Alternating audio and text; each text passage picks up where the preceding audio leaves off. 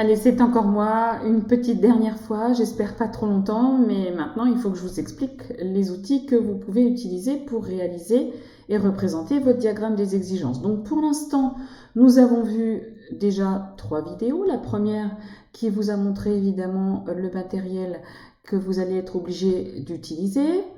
Ensuite, vous avez vu la partie donc diagramme Betacom pour l'expression du besoin.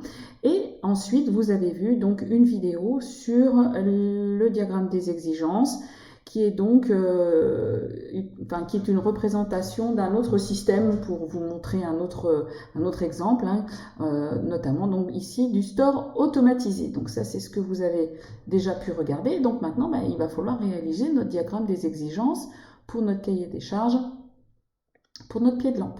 Voilà, alors 2 outils possibles. En haut à droite de votre écran, vous avez LibreOffice Draw, que vous reconnaissez peut-être pour certains d'entre vous. Et puis en bas à gauche, vous avez un autre outil qui s'appelle aussi Google Drawings.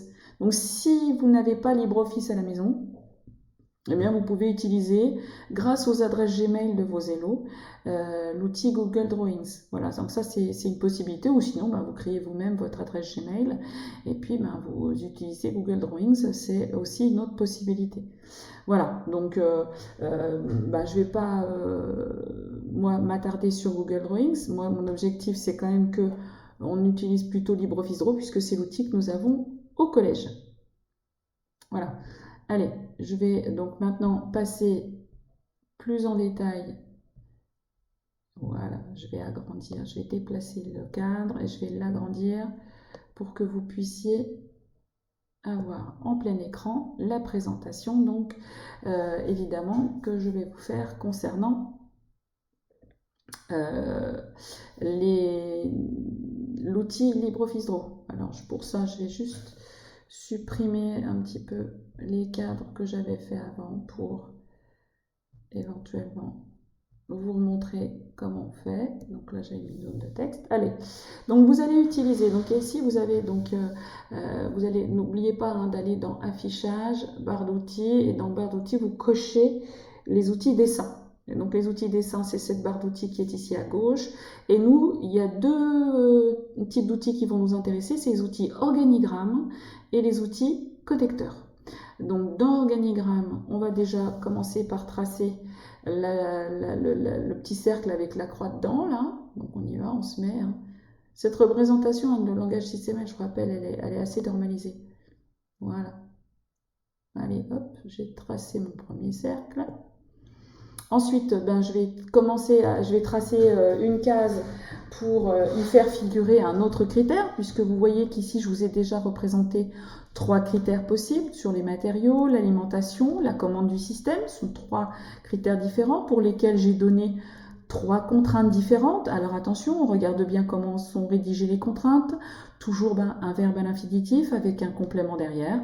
Ici, dans ces 3 exemples-là, vous n'avez pas de niveau, mais n'oubliez pas que la douille, elle utilise une lampe de type E17. Donc typiquement, le fait de vous imposer une lampe de type E17 est déjà un niveau, puisqu'on a une contrainte dimensionnelle. Donc on peut aussi avoir évidemment le critère dimensionnel par rapport à la taille, la hauteur, l'encombrement de votre pied de lampe, le prix, les énergies qui vont être utilisées, etc. La commande du système, vous pouvez voir que ici nous avons un interrupteur mécanique, mais on pourrait imaginer évidemment un allumage évidemment automatisé avec des capteurs de son en tapant dans les mains ou de luminosité, que ça s'éclaire à partir du moment où la lumière du soleil baisse en fin de journée, etc.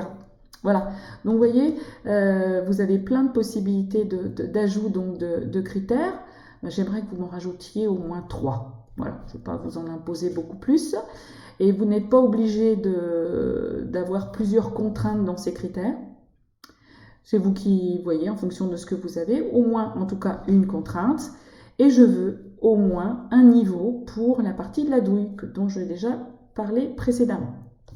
Alors ensuite, donc, pour ça, nous allons donc dessiner toujours avec les outils organigramme un rectangle que je vais tracer. Ah, il me l'a perdu, je vais revenir ici, hop, que je vais tracer ici par exemple. Voilà. Donc dans cette case-là, je vais saisir le critère que je veux évoquer dans mon cahier des charges. Et puis en dessous, donc je vais faire un autre rectangle que je vais hop, tracer. Ah, je l'ai perdu. Hop, je reviens, je refais. Voilà.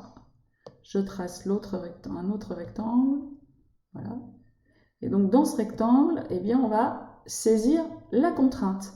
Alors je double-clique à l'intérieur et là je peux saisir du texte. Le problème c'est que vous avez vu, je suis en plein milieu de la case, donc ça ne m'intéresse pas, donc je me mets dans l'alignement à gauche et dans la barre des menus format, vous allez dans aligner et dans aligner, vous allez mettre haut pour que on soit en haut à gauche. Alors ensuite on peut utiliser bien sûr des puces s'il y a plusieurs contraintes dans une même case par rapport à un critère.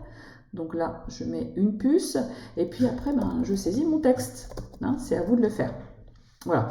Alors maintenant on va donc relier avec évidemment les outils connecteurs. Alors il y en a un qui m'intéresse plus particulièrement, c'est celui avec un trait tout simplement, avec les 2 points aux extrémités. Je n'ai pas besoin de flèche ici.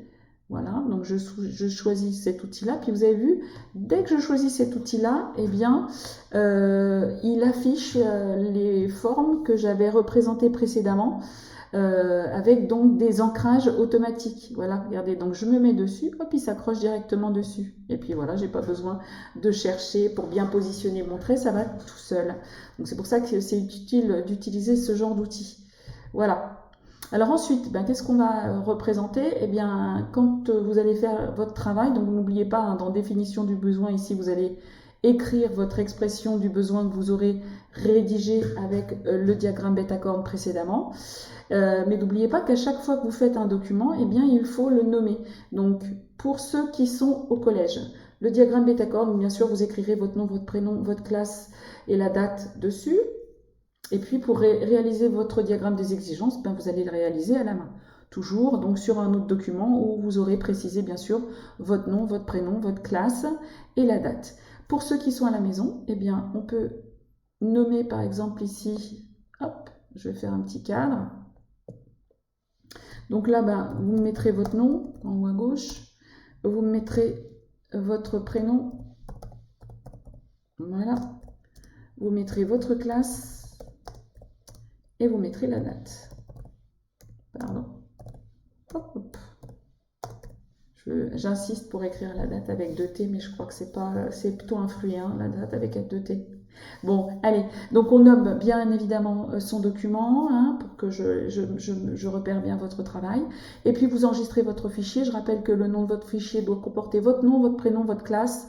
Et là, en complément, vous mettrez diag exigence. Diag pour diagramme, D-I-A-G, et après, un peu plus loin, exigence au pluriel, toujours sans accent. Je rappelle qu'on ne met pas d'accent dans un nom de fichier, ça peut perturber après, évidemment, quand on utilise ces fichiers par ailleurs dans d'autres endroits, notamment sur Internet. Voilà, donc j'espère qu'avec toutes ces explications, vous allez pouvoir me faire un diagramme des exigences. Donc je vous rappelle, hein, je veux au moins 3 critères supplémentaires que vous me rajouterez. Vous représentez bien sûr ce que je vous ai déjà représenté par moi-même et vous compléterez donc avec vos 3 critères supplémentaires. J'en ai donné pas mal tout à l'heure. Si vous avez bien écouté ces vidéos, vous devez pouvoir déjà les utiliser. Et puis bien évidemment, écrire les contraintes associées à ces critères. Voilà. Allez, je vous souhaite plein de courage, bon travail. Vous n'oublierez pas de poster évidemment vos travaux sur Pronote, hein, puisqu'il faudra me rendre ce travail. Allez, à la prochaine. À bientôt. Merci de votre écoute et de votre attention.